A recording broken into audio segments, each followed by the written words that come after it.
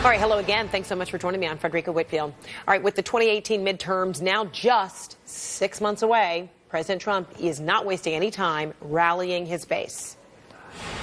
The one thing that has always stood between the American people and the elimination of our Second Amendment rights has been conservatives in Congress willing to fight for those rights, and we're fighting. We're fighting.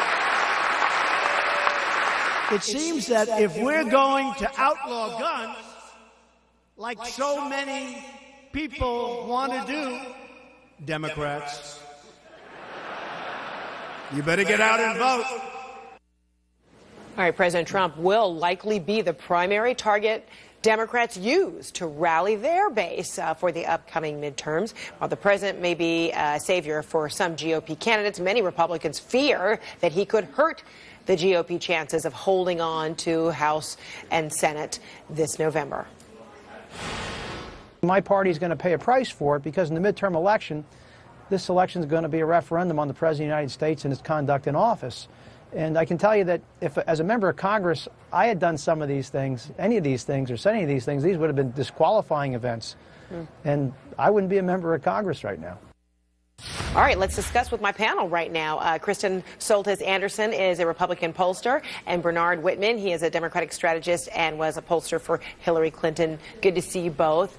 Good to see you. All right, so Kristen, you first. Aren't midterms generally a referendum on a president? And, knowing that, how much are Republicans kind of sweating it out about holding on to the House and Senate, like Charlie Dent just expressed? So every Republican needs to run like they are 10 points down. If they've never run a tough race before, they need to be prepared for a tough race because Democratic voters are pretty fired up this year.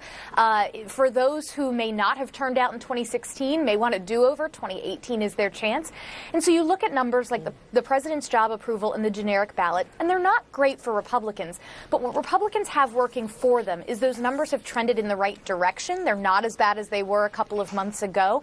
And you have a lot, especially on the Senate side, of Democrats running in places where Donald Trump is actually fairly popular, states that Donald Trump won in 2016. So while the House is potentially scary terrain, in the Senate, Republicans actually have some pickup opportunities, not in spite of Donald Trump, but because of Donald Trump. So then, Bernard, what has to be the narrative, the strategy for Democrats? It can't just be anti-Trump. No, absolutely. In fact, I think Charlie Dent is wrong. I think this is not going to be a referendum on Donald Trump. The voters already know Donald Trump is chaotic. They don't trust him. They don't think he is a good leader. 62% of people think that Washington is in chaos. That is not new information. What I think we need to expose is the fact that Americans want the House Republicans in Congress to hold the president accountable. And by all measures, Paul Ryan's speakership has been an abject failure. He has not done that. By 57 to 31, Quinnipiac shows that his speakership was a failure. The Republicans really don't have anything to run on except their signature tax cut, which is also seen as a failure. 27% think that's a good idea. And I think at the end of the day, Americans actually embrace the idea of accountability and, for better or worse, in this respect, a divided government. We saw that in 2006 when the Democrats took and broke up George W. Bush's united government. We saw it in 2010 when the Republicans took control of Congress. I think we're going to see it again in 2018. We need a check on this presidency, and the House Republicans have failed to provide that. All right, so Christian, this is how the president sees it. This is him, campaign style, at a rally in Michigan. Nancy Pelosi and her gang, they've got to be voted out of office. They've got to be voted out of office. Is it as simple as that? Is it Nancy Pelosi that's so polarizing that that's the jargon that's needed in order to secure Republican seats? Well, it's certainly something that fires up the Republican base. Even for voters who are maybe not crazy about Donald Trump, Nancy Pelosi is one of the least popular politicians in America. But I don't think that just running on an anti-Nancy Pelosi message is what Republicans ought to do. I think what a Democratic Congress represents is more gridlock. I mean, it was just sort of framed in the nice term of let's have a check and balance on the president. But what it means is Washington does less. There's more gridlock. It's not that there's less chaos. It's that there's more more chaos. And a lot of swing voters, they don't like the division that they see. They just want to see problems getting solved. Having a Democratic Congress with Trump in the White House does not lead to problems getting solved and things getting fixed and everybody sort of holding hands and singing Kumbaya. It actually leads to a lot of things that independent voters want to see less of.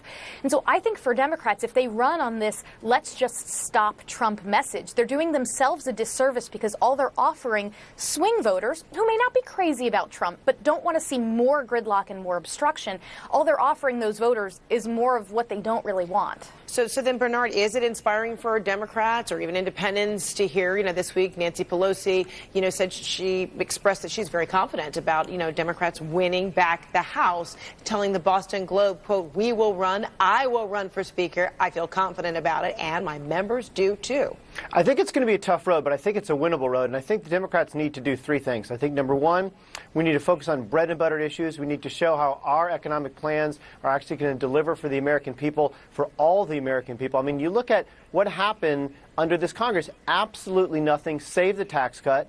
27% of people think that was a good idea. How is that a good record to run on? I think we need to also make clear to the American people that the Trump administration, along with the Republican Congress, tried again and again and again to take away health care. That would be a huge disaster for a lot of people in red states, a lot of people in purple states, and I think we need to remind the voters of that. And third, to go back to this, I think we need a check on the Trump administration, not to stall the Trump administration, not to prevent them from doing anything, but to hold them accountable. I mean, look at the waste, the corruption, the fraud that's going on in the Oval Office with his cabinet secretaries. So many people have left. We need a Congress that is going to balance out this president so we can actually get things done for the American people. And I think that's what independent voters are going to resonate to. All right, we'll leave it right there. Bernard Whitman, Kristen Soltis, Anderson, good to see you both.